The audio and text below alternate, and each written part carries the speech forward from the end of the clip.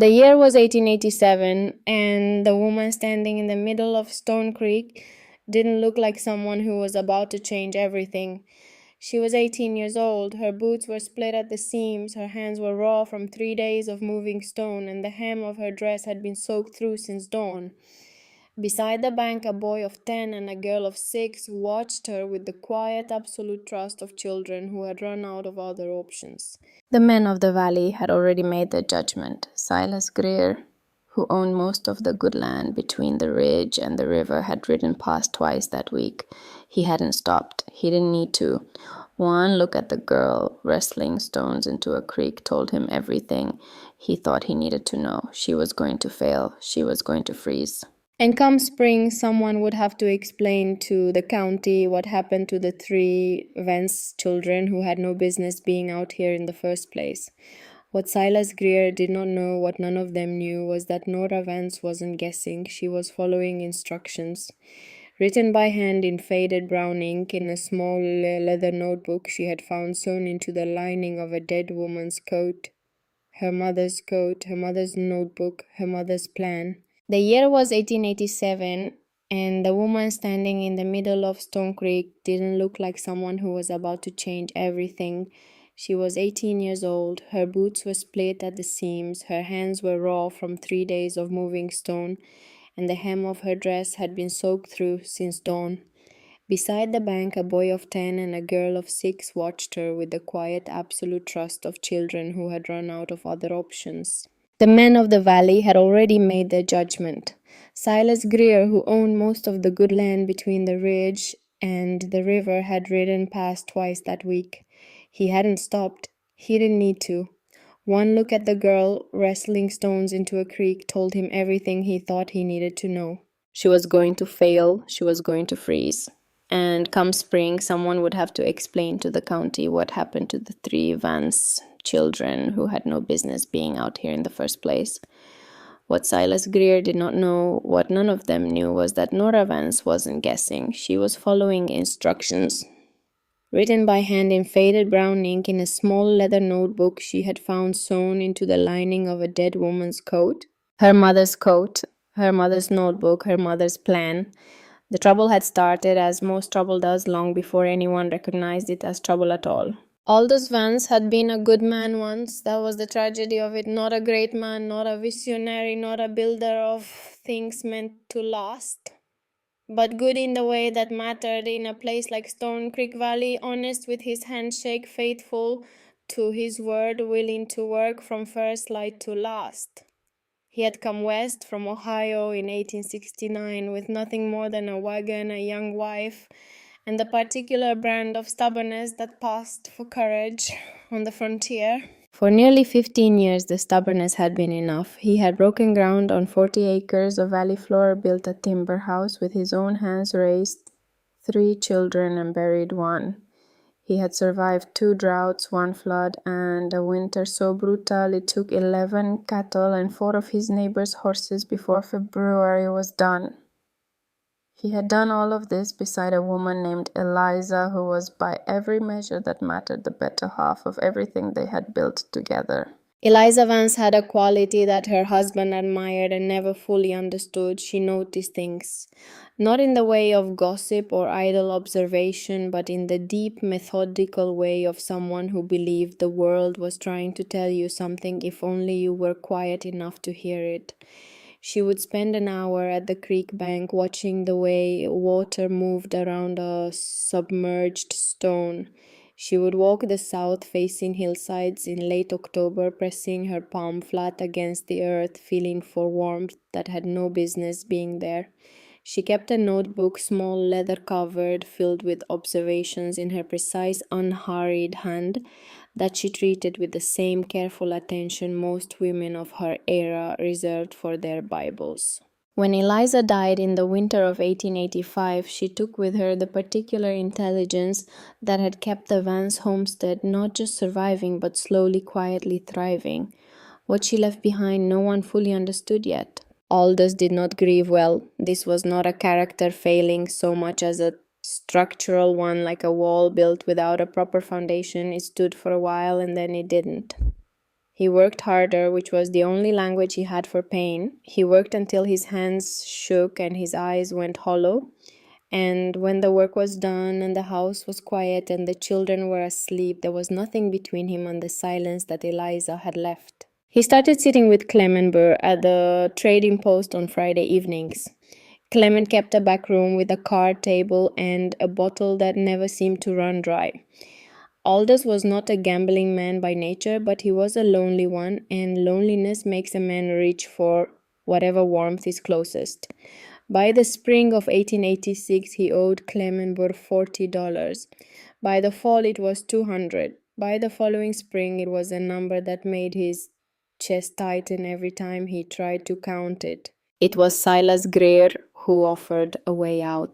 Silas Greer was 55 years old, broad-shouldered, and possessed of a face that looked as though it had been left out in too many Wyoming winters, creased and weathered and honest in its severity. He had known Aldous Vance for 18 years. They had helped each other with harvest, shared equipment, argued companionably about fence lines. When Silas heard about the death, he did not cluck his tongue or offer pity. He did what he understood. He made a practical arrangement. He would pay Clement Burr in full. In exchange, Aldous would sign over the water rights to the eastern quarter of his land, including the stretch of Stone Creek that ran along the property's edge. Not the land itself, Silas was careful to say, just the water rights. Just a piece of paper. Aldous signed. He told himself it was temporary. He told himself he would earn it back. He told himself a great many things in the way that men tell themselves things when they are choosing not to look directly at what they are doing. He did not tell Nora. Nora was 16 when her mother died and 17 when she began to understand what the dying had cost them. She was the oldest, the one who had inherited Eliza's habit of watching, though she didn't yet have her mother's patience or her mother's certainty. What she had instead was a sharp, uncomfortable awareness that things were going wrong in ways she couldn't yet name. She watched her father shrink. She watched the Friday evenings become Saturday mornings. She watched the way Aldo stopped looking at the creek, the way Eliza had taught him to look at it as a resource, as a system, as something that could work for you if you understood it, and started looking at it the way a man looks at something that no longer belongs to him. She did not know about the paper he had signed. Not yet. What changed everything was a woman named Dora Finch, who arrived in Stone Creek Valley in the early summer of 1887 with 2 trunks, sharp tongue, and a widow's legal freedom to do as she pleased. She was 43 years old, handsome in a severe way, and she had identified Aldous Vance with the efficiency of a woman who had learned to recognize a man in need of managing. They were married by September. Nora tried. She was not a petty girl, not a small-minded one, and she understood in the abstract that her father was lonely and that loneliness was not a sin. But Dora Vance now had a way of making the house feel smaller from the inside. She rearranged furniture. She threw away things that had belonged to Eliza without asking. She spoke to Cole and May with the brisk impatience of someone performing a duty rather than offering affection, and she spoke to Nora not at all, which was somehow worse. In October, 3 weeks after the wedding, a jar of preserves went missing from the root cellar. Dora told Aldous that Nora had taken them to trade at the post without permission. Nora had not taken them, she said so plainly and without theatrics, looking her father directly in the eye. Aldous looked at his new wife, then he looked at the floor. I think he said in the voice of a man who had already decided that it would be better if you had your own arrangements. Those were the words, not you are wrong, not I don't believe you, not even I'm sorry, just it would be better. Nora stood in the kitchen of the house her father had built and her mother had made into something worth living in, and she understood with perfect, terrible clarity that the decision had already been made before he said a word. Dora had simply handed him the excuse he needed to stop carrying something he had never known how to carry. She went to her room and she packed what was hers. Cole was waiting at the door when she came out, his jaw said in the careful, determined way of a boy trying very hard to look like he wasn't afraid. May was beside him, holding his hand. Nora looked at them. She thought about telling them to stay. She thought about all the sensible reasons why two children should remain in a warm house with a man who was their father, however diminished he had become. She looked at May's face. She looked at Cole's jaw. She picked up her bundle and walked out the door. They followed. The first night they slept under a limestone overhang 2 miles from the homestead, wrapped in the 2 blankets Nora had taken, listening to the creek run dark and fast in the darkness below. May slept almost immediately, the way young children do, with a completeness that looked almost like faith. Cole did not sleep, neither did Nora. "What are we going to do?" Cole asked. He kept his voice flat, practical, like a boy who had decided that panic was a luxury they couldn't afford. "I'm thinking," Nora said. "That's not an answer. It's the only one I have right now." Cole was quiet for a while. Then Mom would know what to do. Nora said nothing. The creek moved below them, indifferent and constant, and somewhere far up the valley a coyote called once and then was still. In the morning, when the light came gray and cold over the eastern ridge, Nora built a small fire and shook out the coat she had been using as a pillow. It had been Eliza's coat, heavy wool, the color of charcoal, worn at the elbows, but still sound. Nora had taken it without thinking, the way you take a thing that has always been yours by some logic deeper than ownership. When she shook it, something shifted in the lining. She stilled. She ran her fingers along the hem, then up toward the collar, pressing against the fabric until she found it a hardness, flat and rectangular, sewn carefully between the outer wool and the inner lining. She worked at the stitching with her thumbnail, patient and deliberate, until a small section came loose. She reached inside. The notebook was small enough to fit in her palm, covered in brown leather, worn smooth at the corners, tied with a strip of rawhide. Nora held it for a long moment without opening it, feeling the weight of it, which was greater than its size suggested. Then she untied the rawhide and opened it. The handwriting was her mother's. Precise, unhurried, unmistakable. The first page said, "Simply for Nora. In case I am not here to tell you myself." She read it 3 times before she let Cole see it. The notebook was not a diary, and it was not a letter. It was something more practical and in its own way more intimate than either. It was a record of observation, years of watching, measuring, noting, and concluding, organized with the quiet, methodical intelligence that had been Eliza Vance's most defining quality. There were notes on the creek, detailed ones written across multiple seasons, describing the way water moved through the valley's eastern stretch, where the current ran fastest, where the eddies formed, where the bottom was stone, and where it was silt. There were small, precise drawings of the creek bed at different points, annotated with numbers and arrows, and observations written in the shorthand of someone who expected to be the only reader. There were notes on fish, on the autumn salmon run that came through Stone Creek each year following the cold snap down from the high country, on the way the fish moved through water seeking the strongest current, the clearest channel, the path that cost them the least energy against the hardest work.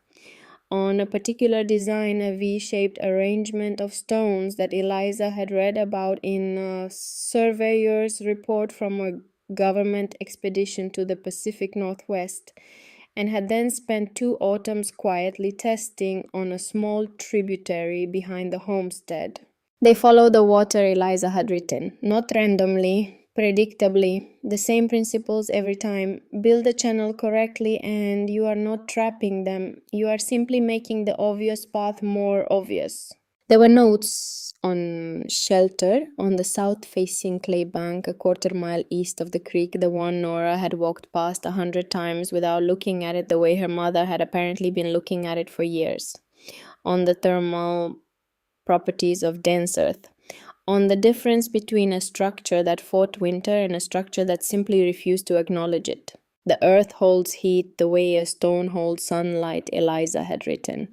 Not brightly, not warmly in the way you feel warmth from a fire, but steadily, without failure. Get deep enough and no storm can find you. And then in the margin, in slightly different ink, as though written later, the bank east of Stone Creek. South facing, clay goes 15 feet before it hits gravel, I measured. Cole read it over Nora's shoulder, and when he finished, he was quiet for a long time. She knew, he said. She knew this was going to happen. Nora didn't answer. She was looking at a small drawing on the inside back cover, a careful sketch of the creek bend with a V marked in the water and an arrow pointing to a spot on the south bank. Underneath in her mother's hand, this is where she had not left them a prayer. She had left them a map. They found the spot that afternoon. The south-facing bank was exactly as Eliza had described it. A steep clay wall rising 8 feet above the creek bed, dense and dark, protected from the north wind by a natural curve in the valley. The sun hit it directly from mid-morning to mid-afternoon, longer than any other exposed surface Nora had seen in the valley. Even in late October, standing with her palm flat against the clay, she could feel something, not warmth exactly, but the absence of the deep, biting cold that lived in everything else. It's just dirt, Cole said. So is everything worth building, Nora said. She made camp against the base of the bank that evening, using the overhang of a partially exposed root system for shelter and building the smallest fire she thought they could survive on. May ate dried corn from the small sack Nora had packed and fell asleep against Nora's side, and Cole sat across the fire with the notebook open on his knees, reading it again with the focused attention of a boy who had decided that understanding something was the same as controlling it. The fish come in autumn, he said, after the first hard frost. Yes, we've already had 2 frosts. The run starts after a sustained cold snap, 4 or 5 days of hard frost in a row. We haven't had that yet. Cole looked up. How do you know? Because Mom watched it for 3 years and wrote down what she saw. He looked back at the notebook. The weir takes time to build. I know. How much time do we have before the run? Nora looked at the sky, which was the particular flat gray of late October in Wyoming, the color of something that hasn't decided yet what it's going to become. 2 weeks, she said, maybe 3. Cole nodded slowly. He was doing arithmetic in his head. She could see it in the slight movement of his lips. Then, we need to start tomorrow. Yes, Nora said, we do. The work on the weir began at first light. The creek at the chosen bend ran about 12 feet wide, shallow enough to wade, but fast enough to push hard against your legs if you weren't braced for it. The bottom was mixed flat limestone slabs in some places, loose gravel in others, with occasional large boulders that had been sitting in the same positions for longer than anyone alive could remember. Nora waded in without hesitating. The cold was a physical shock, even expected, even braced for. It hit the bones, directly bypassing the muscles entirely, a deep and specific pain that had nothing to do with temperature and everything to do with the body's fundamental objection to being submerged in 40-degree water. She did not allow herself to react to it. She stood, found her footing on the limestone, and began to look at the creek the way her mother had taught her to look at it, not as an obstacle, not as a backdrop, but as a system with its own logic and its own preferences. She could see the main current line near the thread of fastest water that ran slightly left of center. She could see where 2 smaller currents merged 20 feet upstream and where the water shallowed over a gravel bar on the right bank. She could see, if she looked carefully, the subtle differences in watercolor that indicated depth, the darker blue-green of the channel, the lighter, almost silver quality of the shallows. She took out the notebook wrapped in oilcloth against the water and looked at her mother's drawing one more time. Then she began. The principle of the weir was elegantly simple, which was perhaps why men like Silas Greer couldn't see it. It was not a dam. It did not stop the water or fight the current. It redirected two angled walls of stone extending from each bank toward the center, narrowing the creek's width progressively until the main current was funneled through a single gap, perhaps 2 feet wide. At the apex of that funnel, Nora would build a holding pen of woven willow branches, a structure designed not to capture fish by force, but to receive them at the natural conclusion of a path they would choose themselves. The fish didn't need to be tricked, they needed to be presented with the obvious route. But first, the stones. Each stone had to be selected. This was not something Nora had fully understood from the notebook until she was actually doing it. The difference between a stone that would hold and a stone that would shift, between a placement that would redirect current and one that would simply create turbulence. She spent the first morning pulling stones from the bank, examining them, rejecting most, keeping some learning through the slow accumulation of small decisions what her hands needed to know. Cole proved invaluable in ways she hadn't anticipated. He had a natural eye for flat stones, the kind with at least two parallel faces that would stack and lock, and he moved along the shallow edge of the bank with a methodical thoroughness that reminded her painfully of Eliza. He didn't talk much while he worked. He asked precise questions and listened carefully to the answers and then went back to work without comment. May stayed on the bank. Her job, self-appointed, was to sort the stones Cole brought up from the water by size, large, medium, small, arranging them in rows with the serious attention of a child who understood that what the older ones were doing was important, even if she wasn't entirely sure why. By the end of the first day, they had the right bank wall started, 6 feet of stone angled inward at the angle Eliza's drawing specified, rising about 18 inches above the creek bed. It was not impressive to look at. To anyone passing, it would have looked like a random accumulation of rock, the kind of thing water deposits naturally over years of high water events. It was not random. Every stone was placed. Silas Greer came on the third day. He rode along the creek bank on a grey horse that moved with the careful, economical gait of an animal that had been ridden over rough country for many years. He reined up at the edge of the water and looked at what Nora was doing for a long time without speaking. He was not an unkind man. This was important to understand. His face in repose had the settled, weathered quality of someone who had spent decades looking at hard things and had learned to look at them straight. He had a wife, Constance, who was generally recognized as the moral center of the valley's small community, and his treatment of her was, by the standards of the time and place, genuinely respectful. He paid his debts. He kept his word. He also had 30 years of work in the land in ways that had proven themselves through repetition.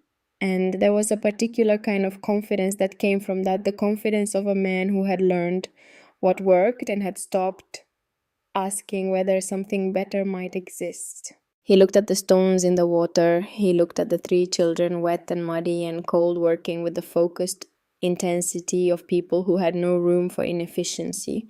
He looked at the lean-to Nora had built against the clay bank, a competent structure better than he had expected, and then back at the creek. "Miss Vance," he said.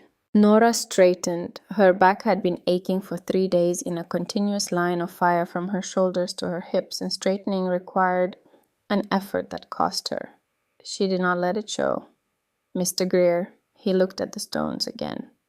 "What exactly is the intention here?" "Fish trap," she said, "for the autumn run." He was quiet for a moment. His horse shifted and he settled it with a slight pressure of his knee. "You're planning to trap salmon with a pile of rocks." "Guide them," Nora said, "not trap. There's a difference. Fish go where they please, Miss Vance. They go where the current takes them, and the current goes where the channel is strongest. I'm building the channel." He looked at her for a long moment. There was something in his expression that was not contempt. Contempt would have been simpler. It was something more complicated, more layered. It was the look of a man who has encountered an argument he cannot immediately refute, but is confident based on long experience that he doesn't need to. "You're on my water rights," he said. "I should tell you that." Nora met his eyes. "I know." Something shifted in his face, a slight narrowing, a recalibration. He had expected argument, perhaps, or apology. He had not expected acknowledgement delivered without flinching. The arrangement was made with your father, he said. I want to be clear, it was made fairly. I paid what was owed. I didn't take anything. I know that too, Nora said. He looked at Cole, who had stopped working and was watching Silas with the careful, assessing gaze of a 10-year-old boy taking the measure of a man. Then at May, who was still sorting stones with uninterrupted concentration. Where are you sleeping? He asked. The bank, Nora said. We're building into it. He looked at the clay bank, at the small beginning she had made in the excavation, and something moved across his face that might have been in a different man the beginning of concern. Winter comes hard here, he said now, by December. I know how winter comes, Nora said. I've lived here my whole life. He held her gaze for another moment. Then he looked back at the stone structure in the creek, and she could see him working through something, not the engineering of it, which was beyond his frame of reference, but the stubbornness of it, the sheer unreasonable commitment. I'll be watching, he said finally. I know, Nora said. He turned the gray horse and rode back along the bank the way he'd come, and Nora watched him go until he was a dark shape against the autumn color of the willows and then nothing at all. Cole waded over to her. He owns the water, he said. It was not a question. For now. What does that mean? Nora looked at the notebook in its oilcloth wrapping tucked into the waistband of her skirt. She thought about the back pages she had read and reread in the evenings by firelight while Cole and May slept. It means, she said, that we have to finish before he decides to stop us. The community's reaction arrived as community reactions tend to in the form of women. Constance Greer came first, driving a small wagon alone, carrying a covered dish and wearing the expression of someone performing an act of mercy. She was a handsome woman, Constance, with the particular authority of a person accustomed to being right about most things and gracious enough to let others discover this gradually. She set the dish down on a flat stone near the fire, a cooked ham, generous, unmistakable in its implications, and looked at the construction in the creek with an expression Nora recognized immediately. It was pity wearing the clothes of charity. You don't have to do this, Constance said. She meant it kindly. That was the most complicated part. Silas has spoken to Reverend Aldridge. There are families who would take the children for the winter, give them... We're not being taken anywhere, Cole said from the water. He said it without looking up, with the flat certainty of a boy who has decided. Constance looked at Nora. He's 10 years old. He knows his own mind, Nora said. Constance left the ham and left the PT and drove back up the valley, and Nora stood by the fire and ate the ham because they needed the food, and the act of eating it cost her something she couldn't name but could feel clearly. Verna Calloway came a week later. She was different. A widow of 8 years, lean and sun-darkened, with hands that showed the same kind of work Nora's were showing now. She did not bring food. She sat on a rock above the creek bank and watched Nora work for the better part of an hour without saying a word. Then your mother used to watch this stretch of creek. Nora looked up. Nora, years ago, Verna said, before you were old enough to remember, maybe. She'd come down here in the morning sometimes and just watch the water. She paused. I always thought she was looking for something. She was, Nora said. Verna looked at the stone walls extending into the creek at the shape of what they were becoming. She looked a long time. She did not say it was foolish. She did not offer pity or charity or the particular brand of concern that was really just certainty of failure, politely dressed. She looked at Nora.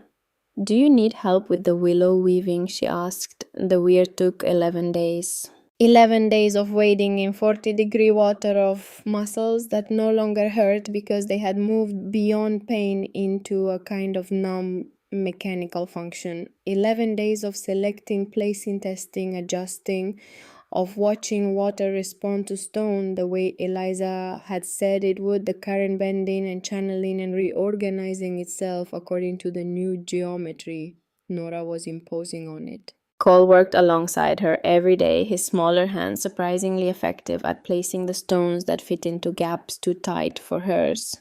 His questions became more technical as the days passed, about current speed, about the angle of the walls, about why the gap at the apex needed to be exactly the width Eliza had specified and not wider or narrower.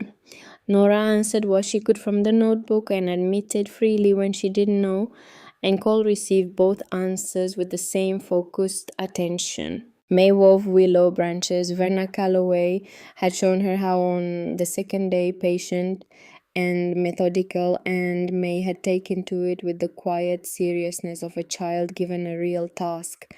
Her fingers were smaller than anyone else's and faster, and the willow trap she built with Verna's guidance was tighter and more carefully constructed than anything Nora could have managed alone. Nora was aware each evening when she looked at what they had done of something she had no better word for than rightness, not pride, exactly pride felt too loud for it. Something quieter, the sense of a thing being done as it was meant to be done, following the logic of its own design. The weir was finished on a Tuesday. On Wednesday morning, Silas Greer rode by again and stopped at the creek bank and looked at it for a long time. "Still think the fish won't come?" Nora asked. He looked at her across the water. "I think," he said carefully, "that I don't understand what you've built." "That's different from being wrong," Nora said. He sat on his horse for another moment. Something moved behind his eyes, not admiration, not yet, but the first tentative crack in a certainty he had carried for 30 years. Then he turned the horse and rode away without another word. Nora watched him go. Behind her, Cole said, "He's scared." "No," Nora said. "He's thinking. That's different." She turned back to the weir and looked at it, the two stone walls extending from the banks, the narrowing channel, the willow trap waiting at the apex, built from branches that May had woven with her small, careful hands. The water moved through the structure exactly as her mother's notes had said it would. The current concentrated in the gap, running swift and clear, pointing like an arrow toward the holding pen. She looked at it for a long time. Then she looked at the notebook open to the page with her mother's drawing. This is where Eliza had written. Nora folded the notebook carefully, wrapped it in its oilcloth, and put it back against her body. Now they waited. The sky above the valley was the deep cloudless blue of late autumn in Wyoming, the kind of blue that looks like it goes all the way up forever. The aspens on the north-facing slopes had gone gold and were beginning to let go of their leaves one by one in the unhurried way of things that understand their season is ending and are not troubled by it. The first hard frost came that night. Nora lay on the earthen platform she had carved from the clay bank. The excavation was perhaps a third complete, enough for sleeping, not yet enough for true shelter, and listened to the temperature drop. She could hear it in the silence, the way all the small sounds of a living night went still as the cold moved in from the mountains. She could feel it in the ground beneath her, the neutral, stable coolness of deep earth that her mother had written about in the careful language of someone describing a law rather than an observation. She thought about the creek, about the fish somewhere upstream or somewhere below, feeling the cold change in the water the way they had felt it 10,000 years before she was born. Following the instructions written in their blood, the same instructions repeated without variation, season after season, pointing them toward the same beds, the same channels, the same water, following the current, taking the obvious path. She thought about her mother lying in the ground 2 miles away in the small fenced plot beside the homestead she had spent her life building. She thought about the notebook which her mother had sewn into the lining of a coat in the quiet hours of a winter night, preparing for a future she had decided not to leave to chance. Eliza Vance had been dead for 2 years. She was still in every way that counted working. "I am here," Nora thought. "I built what you drew. I am waiting where you told me to wait." Beside her, May breathed the deep, even breath of dreamless sleep. Across the small space, Cole lay on his side, facing the entrance, his eyes closed, but his expression still carrying, even in sleep, the slight furrow of someone doing arithmetic. The frost moved across the valley floor, white and silent and absolute, covering everything without distinction. The first hard frost of the season. The second would come tomorrow, and on the morning of the fourth day, the salmon would run. The fourth frost came before dawn. Nora felt it before she saw it, a deepening in the quality of the cold, something that moved past discomfort and into the territory of genuine warning. She was already awake when the light began, lying still on her earthen platform, listening to the silence that had settled over the valley like a held breath. May was curled against the clay wall, her small face slack with sleep. Cole was on his back, eyes open, staring at the low ceiling of the partially dug shelter. He had been awake for a while, she could tell by the quality of his stillness. Today, he asked. He didn't look at her. Maybe, she said, possibly tomorrow. The notebook said 4 consecutive hard frosts.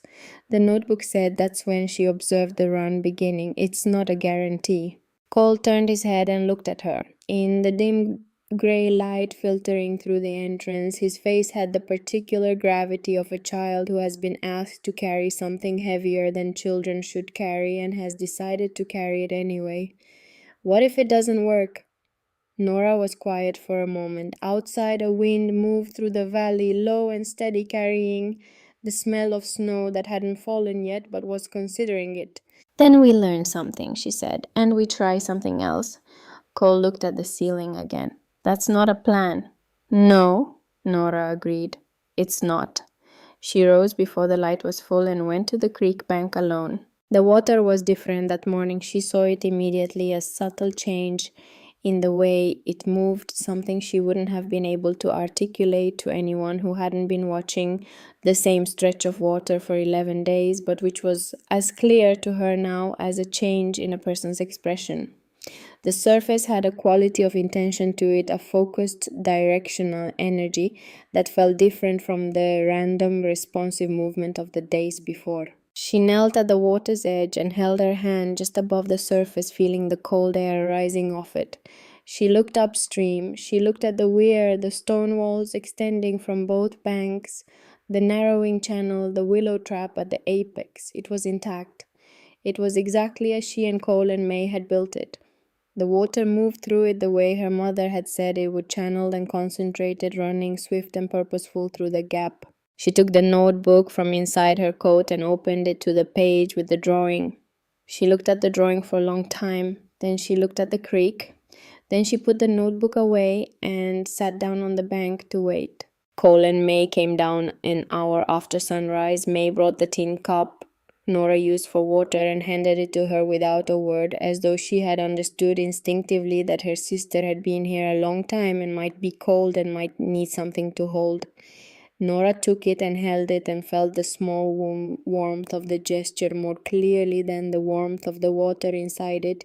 They waited. The morning stretched out the way mornings do when you are waiting for something that may or may not come slowly at first, then in sudden lurches, the sun moving in increments that felt both too slow and too fast.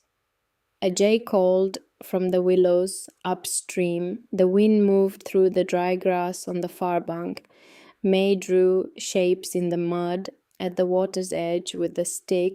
Cole sat beside Nora and watched the water with the same focused attention he had brought to every day of the construction. He had the notebook now open to the fish section, reading it again with the methodical repetition of someone who has decided that understanding something completely is the most useful thing they can do with their time. She writes that they move in pulses, he said, not a continuous flow, groups.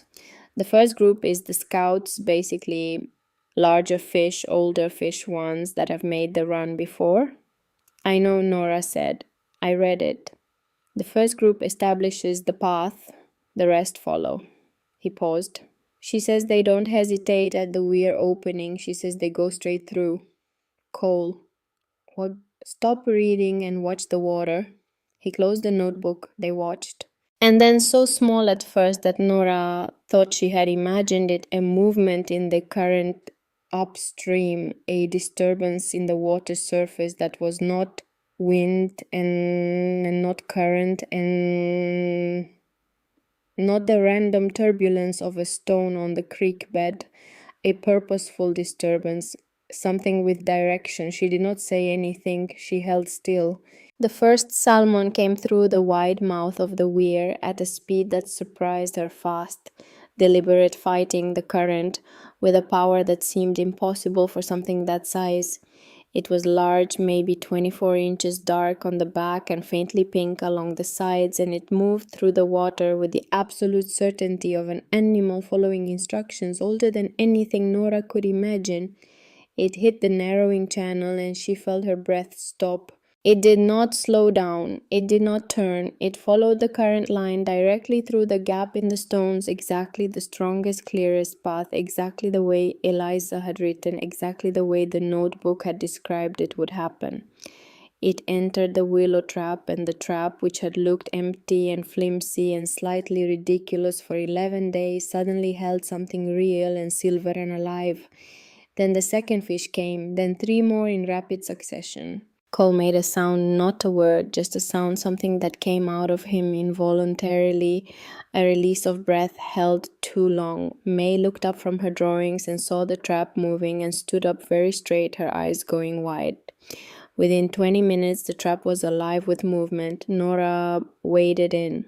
The cold hit her, the same as always, deep and immediate and bone specific, but this time she didn't register it the way she had on other mornings.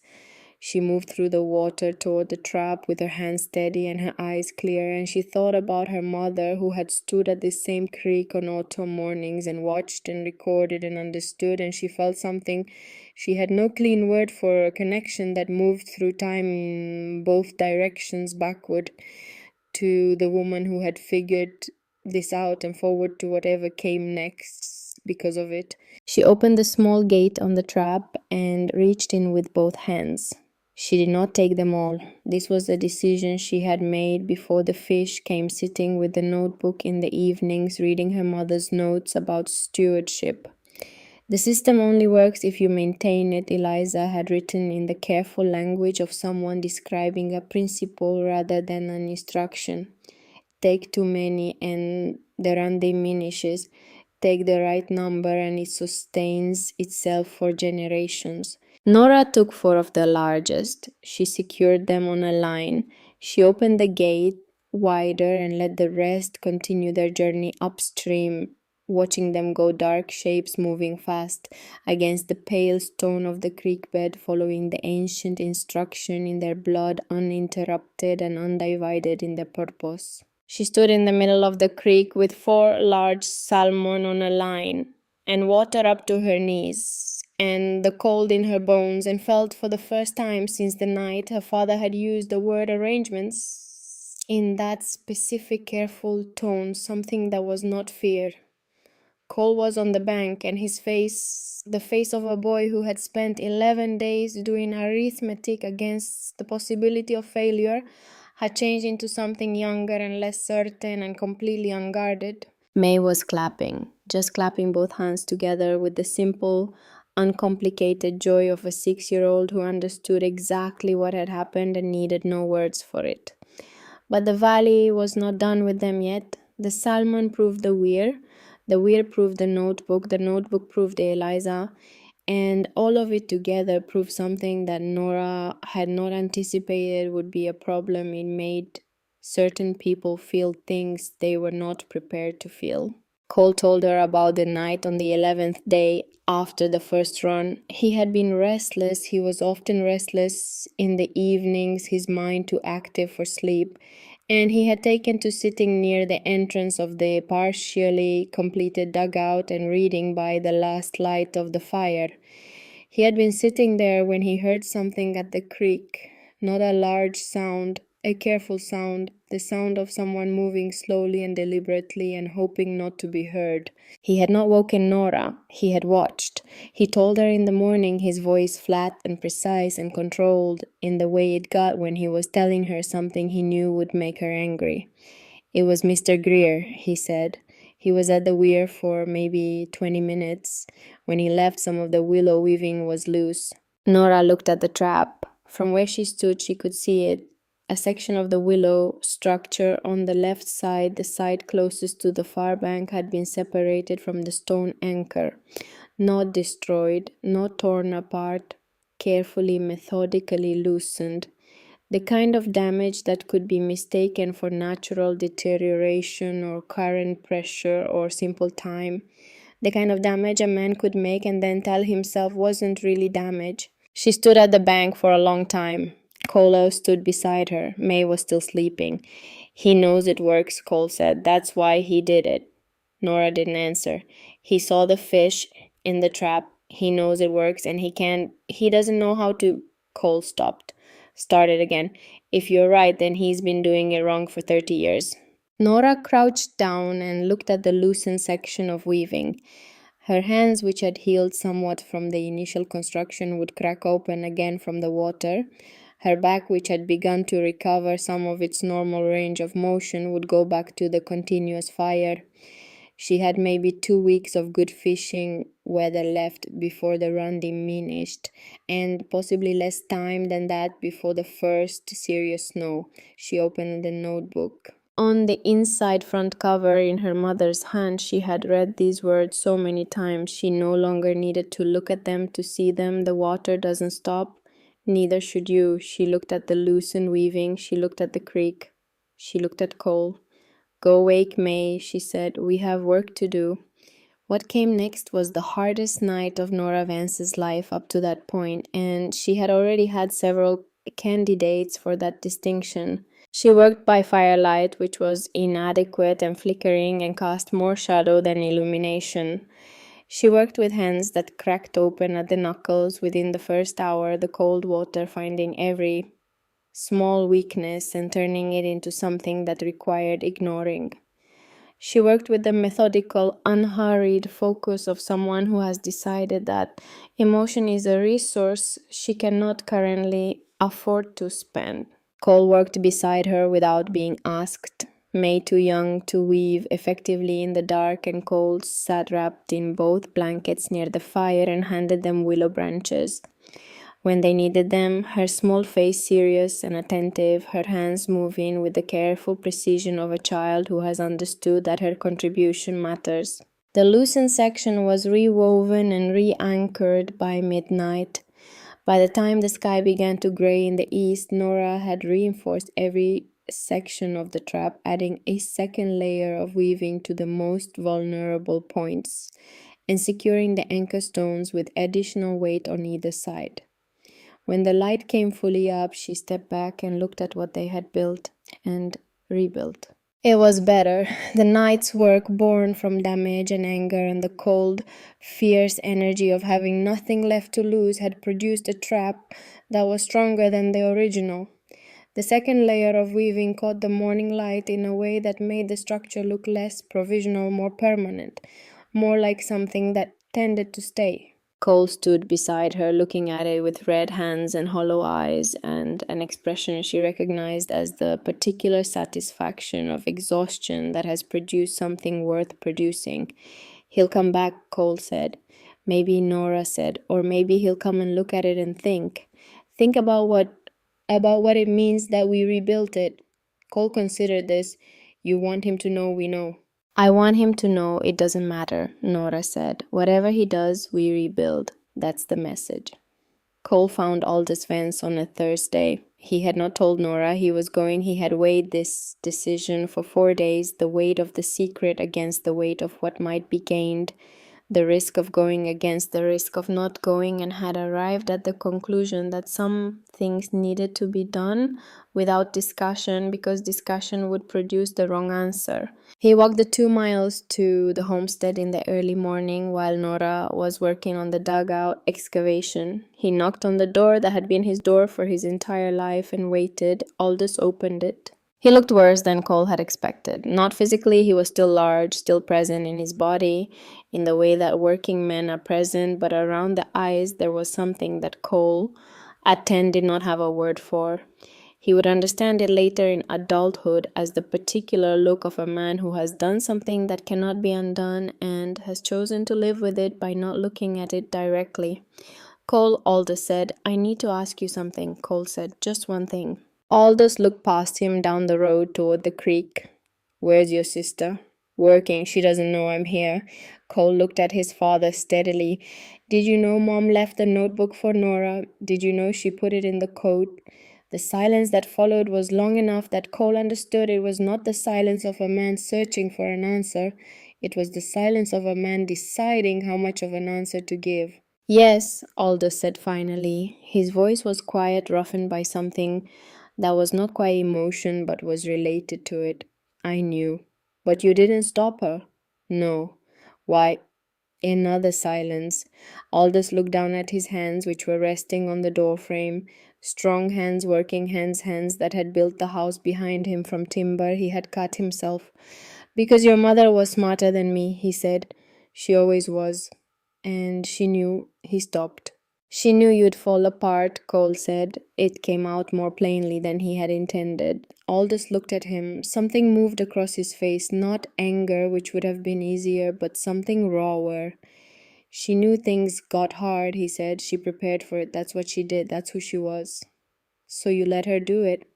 I couldn't stop her, even if I'd wanted to. Cole looked at his father for a long moment. He was 10 years old. He was standing in the door of the house he had grown up in, talking to the man who had signed away their future for a debt, and then signed away his oldest daughter for a jar of preserves that probably still existed somewhere in the root cellar.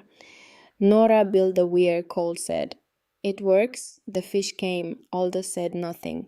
She's building a dugout in the clay bank. We have enough fish smoked to last until spring if the dugout holds the cold off.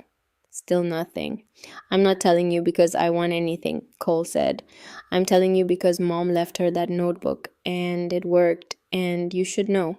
He turned and walked back down the road. He was 100 yards away when he heard the door close behind him, not slam, not closed hard.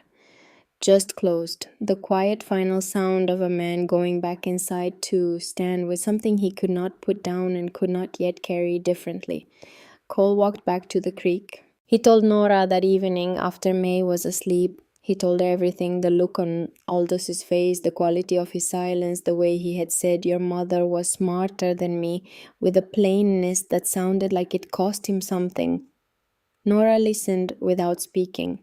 When Cole finished, she was quiet for a long time.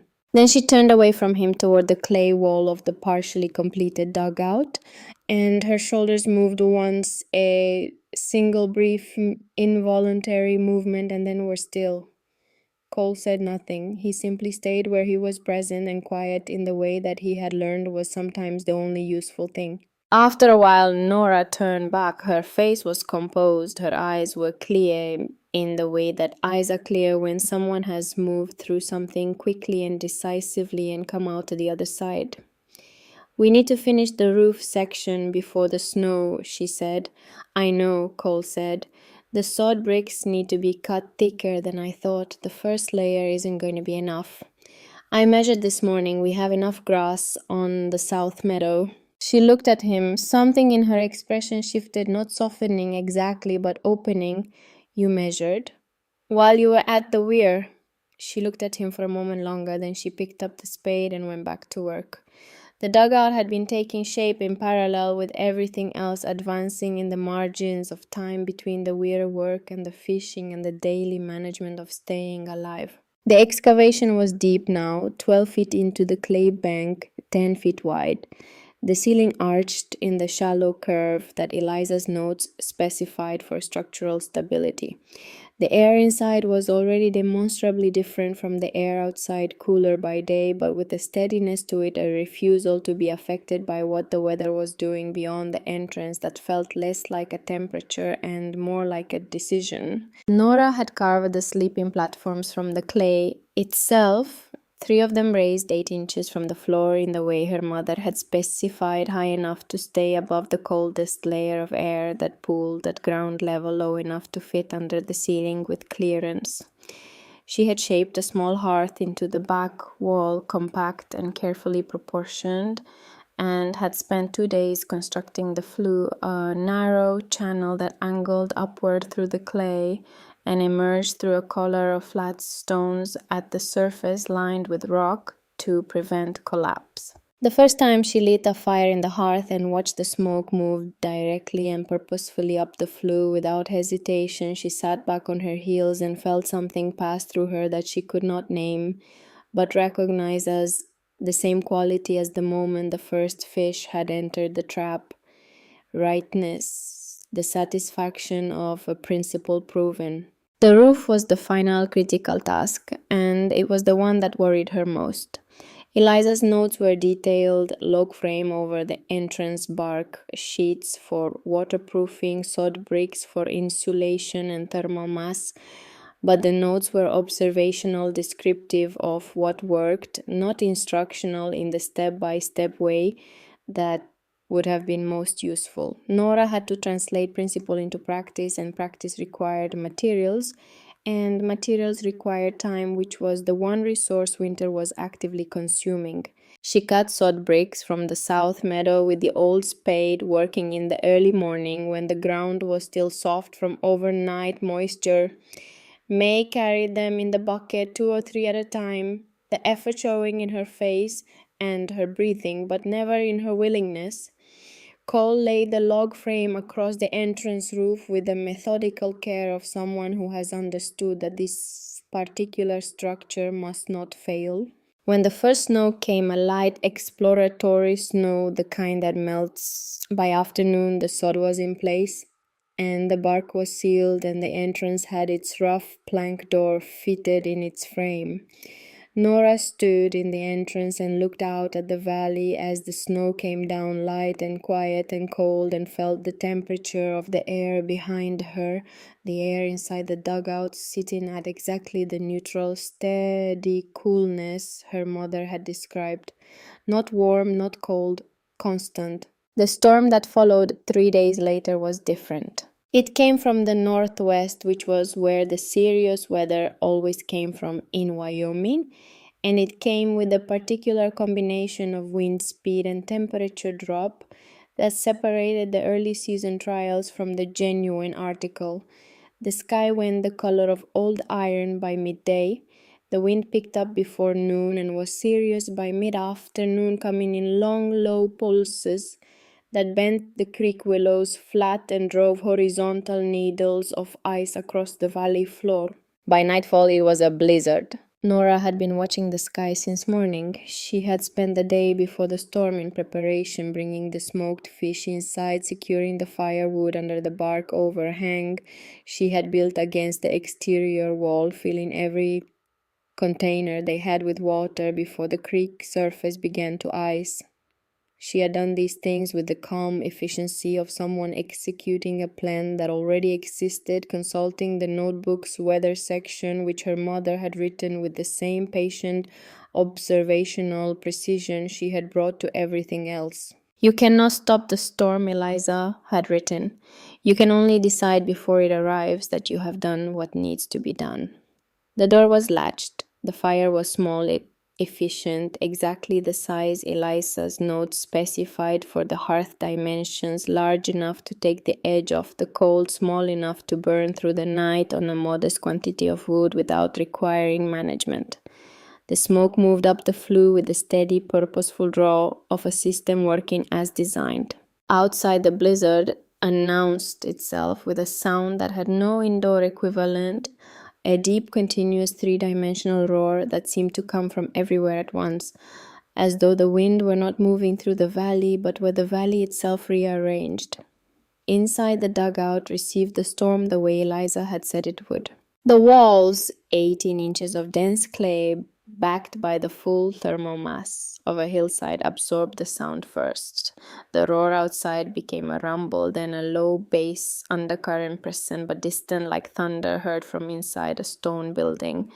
The temperature in the dugout held, not because of the fire, or not only the fire was small and would not have been sufficient to warm a timber cabin of the same size, but because the earth itself held. Nora pressed her palm against the back wall, the wall farthest from the entrance. It was cool to the touch, not cold, not the biting, bone-deep cold she felt when she touched the outside of the wooden door. Just cool, the deep, neutral, unconquerable cool of earth that the surface weather simply could not reach. She thought of Silas Greer in his timber cabin a mile up the valley. She thought of the wind finding every gap in his chinked walls, the fire he would need to keep burning the wood he would be consuming hour by hour through the night. She thought of this not with satisfaction. Satisfaction felt too small for it, but with a kind of clear, precise understanding. The difference between their situations was not luck. It was not even hard work, though the work had been hard. It was the difference between a structure designed to fight the winter and a structure designed to refuse it. Cole was reading. May was asleep with the self-possessed completeness she brought to sleep, her face entirely at rest, one hand open against the earthen platform. The fire gave a soft orange light to the clay walls, and the smoked fish on their rack near the flue filled the space with a rich, dense smell that was, among other things, the smell of a correct hypothesis. Nora sat with a notebook on her knee and read through the parts. She had read the most, the parts worn soft at the corners from handling, and she thought about her mother sitting somewhere at the table in the homestead kitchen, or by a lamp in the bedroom, or perhaps right here at this bank in the years when this was just an idea rather than a home, writing these words in the careful, unhurried hand of someone describing something true. She thought about us, Cole said. Nora looked up. He was watching her from across the small space, the book he'd been reading closed on his lap. She thought about exactly this moment. She planned it. Yes, that's... He stopped, started again. She was sick for a long time before she died. She knew she was dying, and the whole time she was still working, Nora said. Cole was quiet. The fire shifted and the shadows moved on the walls. Outside, the blizzard pressed against the hillside with everything it had, and the hillside did not move. I miss her, Cole said. It came out plainly without decoration, the way the truest things do. I know, Nora said. Me too. May stirred in her sleep, murmured something, and was still again. The fire burned small and steady. The earth held its temperature with the absolute patient reliability of something that has been doing this for longer than human memory and will continue doing it long after human memory ends. The storm raged for 3 full days. On the morning of the 4th day, Nora opened the door and stepped out into a world that had been remade overnight into something white and silent and absolute. The sky was a blue so sharp it seemed to ring, the kind of blue that only exists after a storm has scoured everything soft out of the atmosphere. The snow lay 4 feet deep across the valley floor, sculpted by the wind into shapes that looked deliberate, almost architectural. The entrance to the dugout was clear. The berms she had built on either side, following her mother's notes precisely, had deflected the drifting snow exactly as intended. The doorframe was accessible, the firewood stack under its bark cover was intact. A wisp of smoke rose from the stone collar of the flue into the cold, still air straight up undisturbed. Nora stood in the doorway and breathed. And then she saw the figure coming across the white field of the valley floor, a dark shape moving slowly through the deep drifts, laboring, stopping occasionally to rest, moving again with a determined, effortful gait of someone who has made a decision and is committed to it regardless of the physical cost. Silas Greer. His beard was iced over, his coat was wrong for the cold he had been in, adequate for a normal winter morning, insufficient for 3 days of a blizzard. He was moving with the specific, careful deliberateness of a man who is more tired than he wants to admit. He stopped before the entrance to the dugout. He looked at the clear entrance. He looked at the smoke rising from the hillside. He looked at Nora standing in the doorway, and his face, weathered and severe and honest in its severity, held something she had not seen there before. The grim, hard-edged humility of a man whose certainty has been broken by evidence he cannot argue with. Behind her, Cole appeared at her shoulder. then May pressing between them, looking out at the white world with her open, uncomplicated curiosity. Silas looked at the three of them. He looked at the dugout. He looked at the smoke. How did you know? He said. His voice was rough from the cold and from something else. How did you know we would hold? Nora looked at him across the white silence of the valley. She reached inside her coat and brought out the notebook. She held it up so he could see it. She did not hand it to him. Not yet. That would come later. My mother knew, she said. I just trusted her. Silas Greer stood in the snow and looked at the small leather notebook in the hand of an 18-year-old girl, and something passed across his face that was the closest thing to grief that his features were capable of producing, the grief of a man who has just understood how much he dismissed and how long ago and what it cost. Your mother was... He stopped. Eliza was the smartest person I ever met, he said. I never told her that. I should have told her that. The words fell into the cold air and stayed there. Nora looked at him for a long moment, then she stepped aside. Come in, she said. We have fish. Silas Greer sat on a stone near the small fire and held the smoked fish in both hands and did not speak for a long time. He ate slowly with the careful attention of a man who has been cold long enough that warmth requires adjustment, who needs to return to comfort gradually rather than all at once.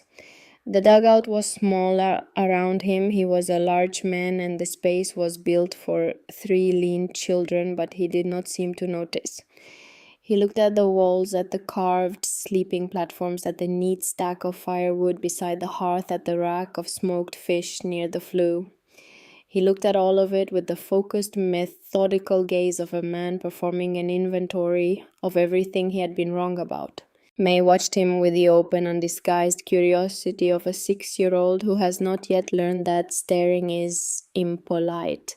Cole sat across the fire with the notebook closed on his knee, watching Silas the way he watched most things, carefully, without obvious judgment, recording. Nora tended the fire. She did not push him. She had learned in the months since leaving the homestead that silence was not emptiness. Sometimes it was the most productive condition available, the state in which the things that needed to be understood could finally be heard. She fed small aspen sticks into the hearth one at a time and let the fire do what it was supposed to do and waited. The roof, Silas said finally. He was not looking at anyone. He was looking at the ceiling, the sodden bark and log construction that sat 3 feet above his head at the hillside above it. How thick is it? 18 inches of sod over 6 inches of bark over the log frame, Nora said, plus whatever snow has accumulated on top. The notebook specified the bark layer as the critical one, waterproofing first, insulation second. Silas looked at the ceiling for another moment.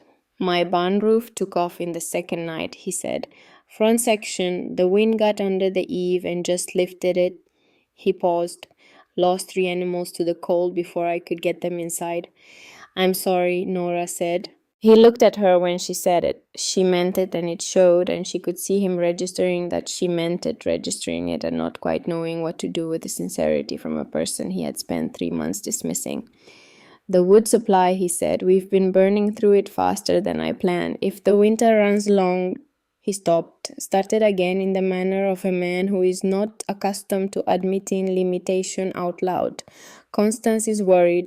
Nora went to the fish rack and took down 3 of the largest pieces, dense, dark, rich, with the oil and smoke that would keep them through weeks of cold.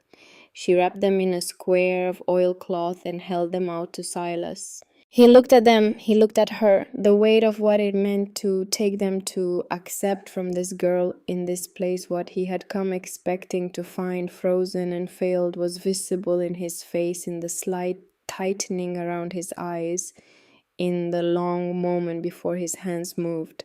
He took them. I owe you an explanation, he said. You don't, Nora said. The weir. He said it to the fire, not to her. The second week, the willow section. He stopped. I know, Nora said. I knew you knew. He turned the wrapped fish over in his hands. That's the thing. I knew you'd see it and I did it anyway. because he exhaled a long, slow exhalation, the kind that carries something out with it. Because if it worked, if your pile of rocks in a creek actually worked the way you said it would, then 30 years, Nora said quietly. He looked at her. 30 years of doing it differently, she said. I understand. He was silent for a long time. The fire shifted. May had fallen asleep against the wall, her head tilted to one side with the sudden, complete way she had of dropping into sleep like a lamp turned down. Cole was watching Silas with an expression that had moved past assessment into something that looked cautiously like the beginning of respect. I was wrong, Silas said. He said it the way men of his generation said the hardest things, plainly without ornamentation, as though the plainness itself were the apology. About the weir, about the shelter, about... He gestured a small encompassing gesture that seemed to include more than the dugout, more than the creek, more than the last 3 months. About us, Cole said. Silas looked at the boy. About you, he said. Yes. It was Nora knew the most he was capable of in a single sitting, and it was more than she had expected, and it was enough. He stayed for 2 hours. When he left, the sky was the brilliant, painful blue of post-storm Wyoming, and the snow lay white and absolute across everything the eye could reach. He walked back across the valley with the 3 pieces of smoked fish tucked inside his coat, moving with slightly more ease than he had arrived with, though still slowly, still carefully, still the walk of a man who has been carrying something heavy and has set down one piece of it, but not all. Nora watched him go from the entrance of the dugout. Cole stood beside her. He'll come back, he said. Yes, she said. Different this time. Yes. Cole was quiet for a moment then. He called Mom the smartest person he ever knew. I heard he never told her. No. Nora looked at the valley, the wide expanse and the dark line of the creek visible where the current kept the surface from icing over the distant shapes of the valley's homesteads against the tree line. The world looked after the storm as though it had been clarified, as though the blizzard had stripped away everything provisional and left only what was essential. She knew anyway, Nora said. People like Mom always know. They don't need to be told. Cole thought about this. That doesn't make it less important that he should have told her. No, Nora agreed. It doesn't. She went back inside and tended the fire and thought about her mother and did not try to stop thinking about her, which she had learned was the better practice. Grief, she had found, did not diminish when you pushed it away. It only waited and returned harder. But when you let it be present, when you sat with it the way you sat with a difficult task, not fighting it, not forcing it, just working alongside it, it became something you could carry.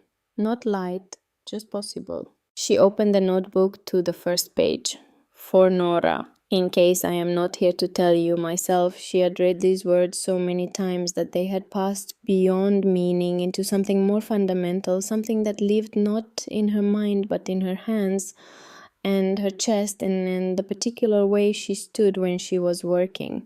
She turned to the last page of written notes, her mother's handwriting as precise and unhurried at the end as at the beginning, a last entry dated 3 weeks before Eliza died. She had read this page before, but she read it again now in the quiet of the dugout that her mother had designed but never seen, built with the fire burning small and correct in the hearth and the earth holding its temperature outside the storm's reach. The principles work because they are not mine, Eliza had written. I did not invent them. I only watched carefully enough to see them. This is the only real intelligence, not the making of new things, but the seeing of what has always been true. Give this to whoever needs it. That is the only way knowledge stays alive. The blizzard had changed the valley. This became clear in the days that followed, slowly, the way the most important changes always become clear, not in a single moment, but in accumulation, in the small alterations of behavior and expression that together add up to something shifted. Constance Greer came on the 6th day after the storm. She did not bring a covered dish this time, and she did not wear the expression of someone performing mercy. She drove the small wagon with its usual competence and climbed down with the practical efficiency of a woman who has decided something and is acting on it without ceremony. She looked at the dugout, she looked at the cleared entrance, the smoke from the flue, the fish rack Nora had extended outside under a bark shelter to accommodate the growing supply. She looked at all of it for a long, comprehensive moment. Then she looked at Nora. "Show me," she said. "The weir, how it works. I want to understand it." Nora showed her. They walked the creek bank together, and Nora explained the principle, the V shape, the current line, the way the fish followed the path of least resistance, the way the trap received rather than captured. She used her mother's language because her mother's language was the most precise she had available, but she translated it as she went, finding the words that connected the principle to the daily reality of a woman who managed a household and a smokehouse and an uncertain food supply through 7 months of Wyoming winter. Constance listened the way intelligent people listen, not waiting for a pause to insert her own thoughts, but actually tracking, actually absorbing, asking specific questions that showed she had understood the previous answer. "The fish don't fight it," she said, looking at the stone walls in the water. "They don't know it's there," Nora said, "like they're following the current. The current just happens to lead somewhere useful." Constance looked at the trap for a long moment. "Silas spent 3 days after the storm not saying much," she said, "which for Silas is how you know something important is happening. He came here," Nora said. "I know." Constance turned from the creek and looked at Nora directly in the straightforward way she had, not unkind but undecorated. "He told me what he did to the weir." She paused. "I want you to know that he told me himself. I didn't ask." Nora said nothing. "That matters," Constance said. "For Silas, that matters a great deal."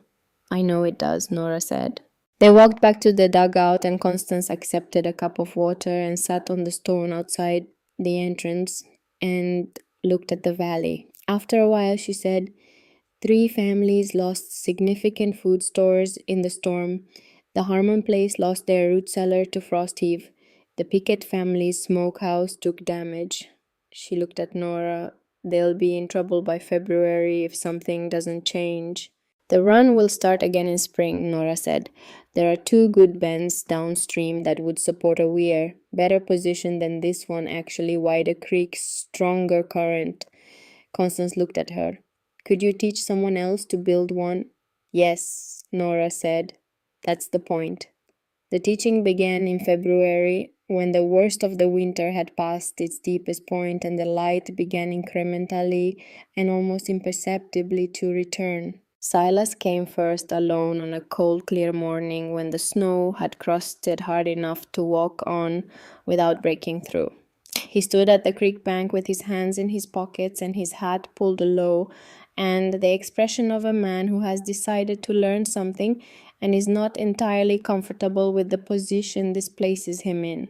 Nora taught him the way her mother had taught her, not by instruction alone, but by demonstration, by showing and then watching, by letting him work with his own hands and find through his hands what the mind sometimes resists finding through words.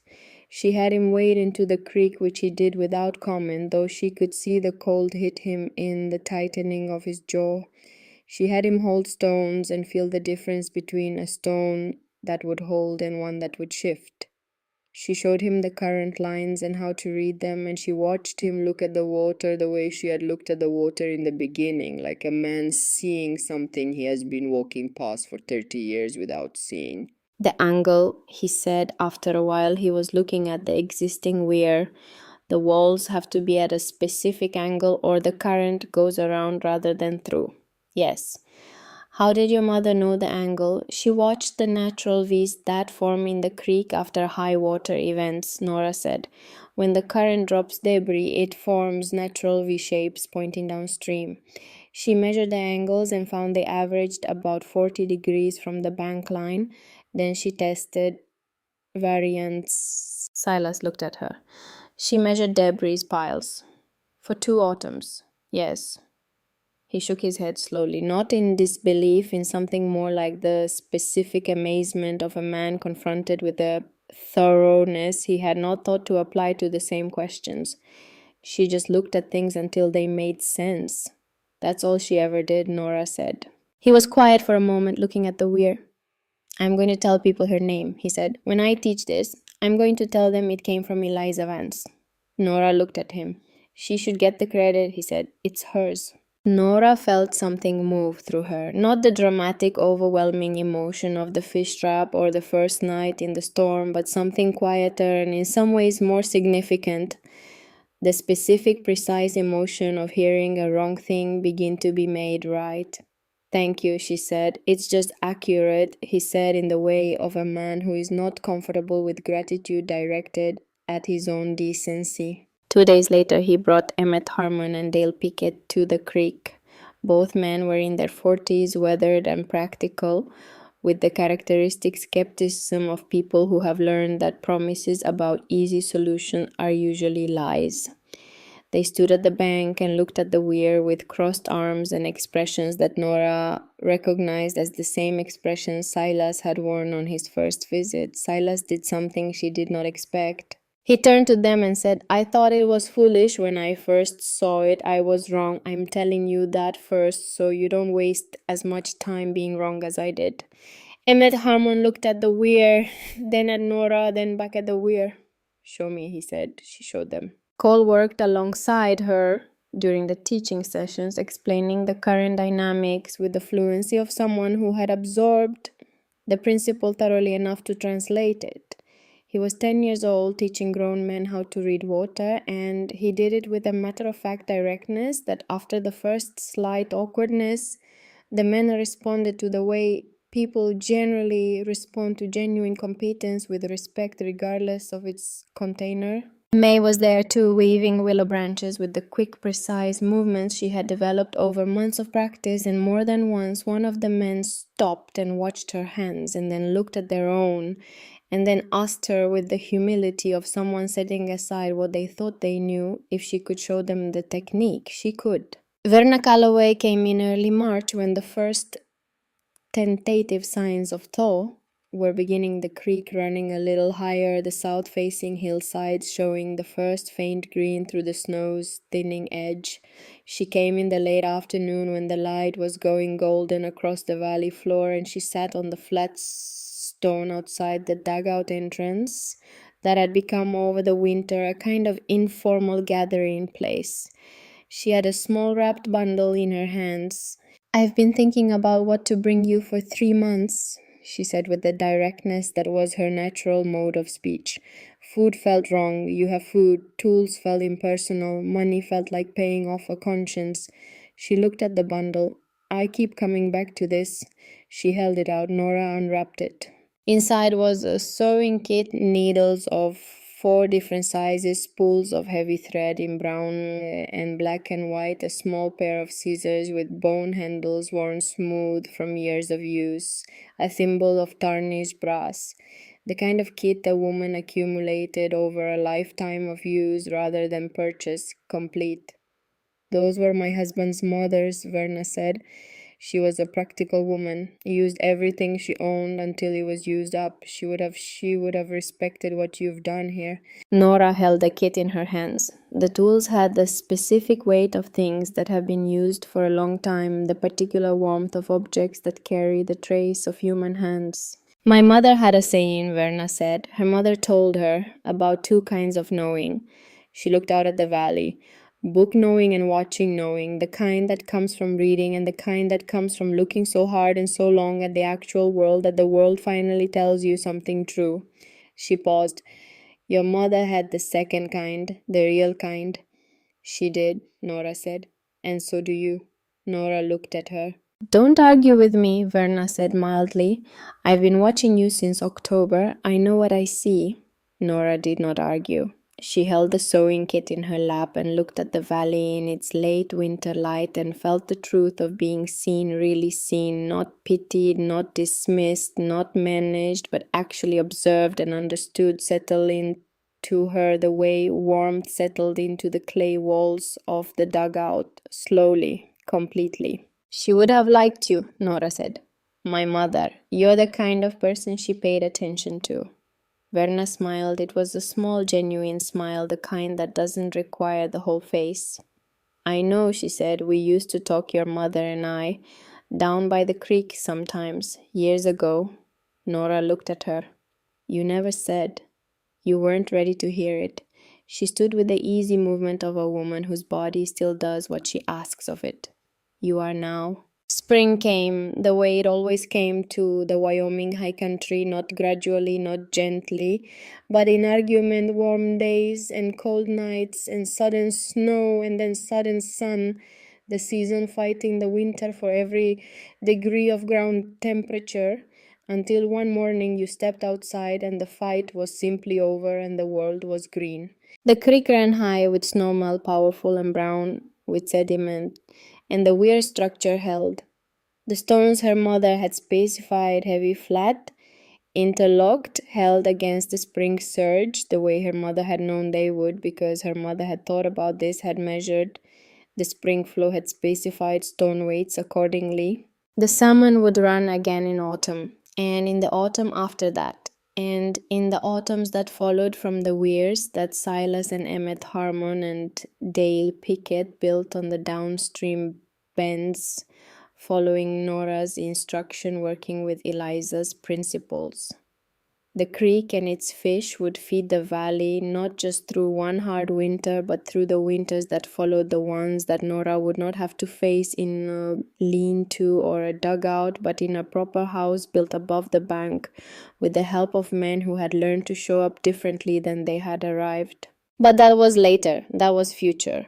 What happened first was a morning in late April, clear and cold and brilliant, when Nora was standing at the creek bank watching the high water move through her weir structure, checking it the way she checked it every few days, looking for stones that had shifted or needed resetting, and she heard footsteps behind her. She turned. Aldous Vance stood at the edge of the bank, 20 feet away. He was wearing his good coat, which meant he had made a decision about this visit before coming, had dressed for it deliberately. His hat was in his hands. He looked older than she remembered, though it had only been 7 months.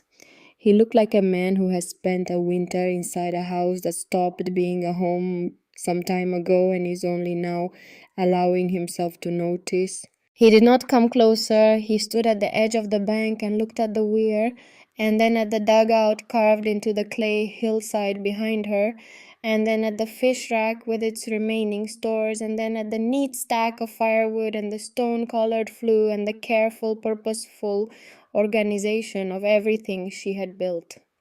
He looked at it for a long time. Cole appeared from the dugout entrance, stopped when he saw his father, and went still. Then he looked at Nora, and she gave him the smallest possible nod, and he stayed where he was. May came out behind Cole and said, "Papa," with the uncomplicated directness of a 6-year-old for whom complicated feelings about a person did not yet modify the basic fact of who they were. She did not run to him. She simply named him and stood beside Cole and waited. Aldous looked at May for a moment, and his face did something that Nora did not look away from, though it cost her not to. Then he looked back at Nora. He did not speak for a long time. The creek ran high and loud between them, carrying snow, melt from the high country, carrying everything the winter had stored. When he spoke, his voice was rough, as though it had not been used for important things in a while. "I came to see it," he said, "or what you built." "You've seen it," Nora said. He nodded slowly. He looked at the weir. "Your mother drew that in her notebook. I saw her drawing it years ago. I didn't—" He stopped. "I didn't ask her what it was for." Nora said nothing. "I should have asked her more things," he said. It was not directed at Nora specifically. It was directed at the air, at the creek, at the absent person who was none the less present in everything around them. "I should have paid more attention. She was always—" He stopped again. "I know," Nora said. He reached into the pocket of his good coat. His hand came out, holding something small, and he looked at it for a moment, and then he walked to the flat stone at the creek's edge, the stone nearest the water, the stone Nora used as a working surface, and he set it down there. Then he stepped back. Nora walked to the stone and looked at what he had placed there.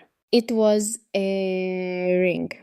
A simple gold band, worn thin on one side from years of wear, with a small chip in the metal near the setting where a stone had once been.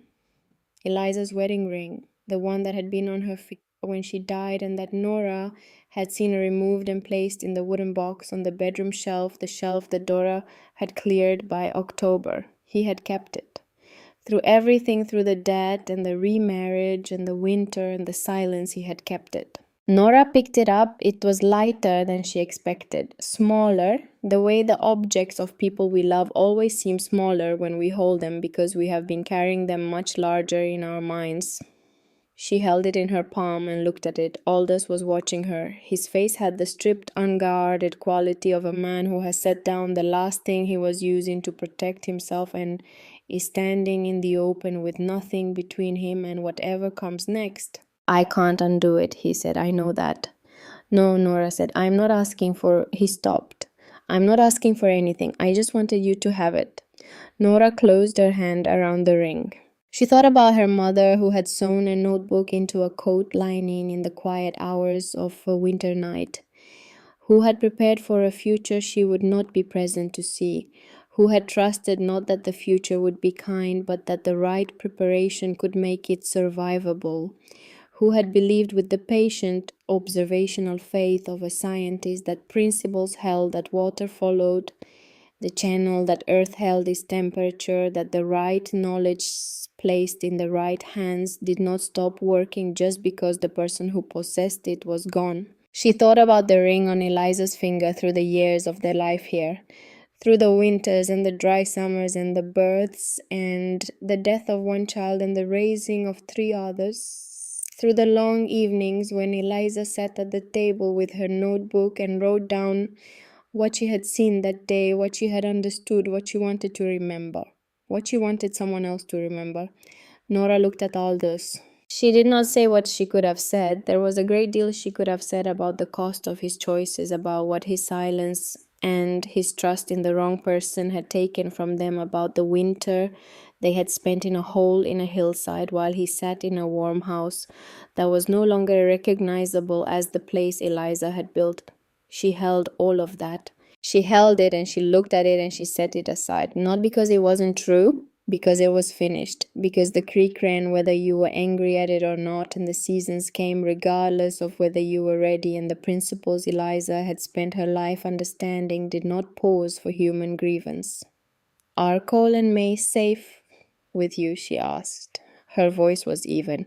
If they wanted to visit. Aldous looked at her. Something shifted in his face, the specific involuntary movement of a man who has been expecting punishment and received instead a question that contains within its terms the possibility of something different from punishment. Yes, he said, his voice was low. They're safe. Then they can visit, Nora said, it when they want to. Cole from the dugout entrance made a sound that was not quite a word.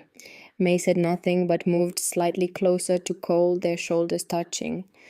Aldous put his hat back on. He looked at the weir, one more time at the stones in the high spring water, at the structure that had fed his children through a Wyoming winter and would feed them through the ones to come.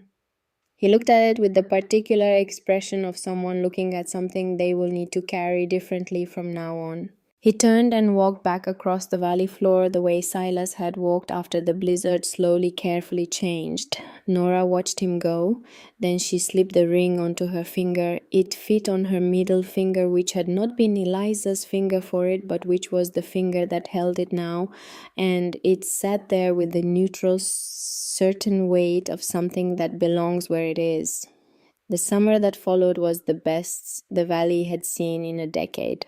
2 new weirs went up on the downstream bends built by Emmett Harmon and Dale Pickett with their own hands, following the angle specifications that Eliza had worked out over 2 autumns of observation and Nora had taught in 2 afternoons at the creek bank. Silas Greer helped both men with the stonework, and when he explained the current channeling principle to anyone who asked, he said, "This is Eliza Vance's method.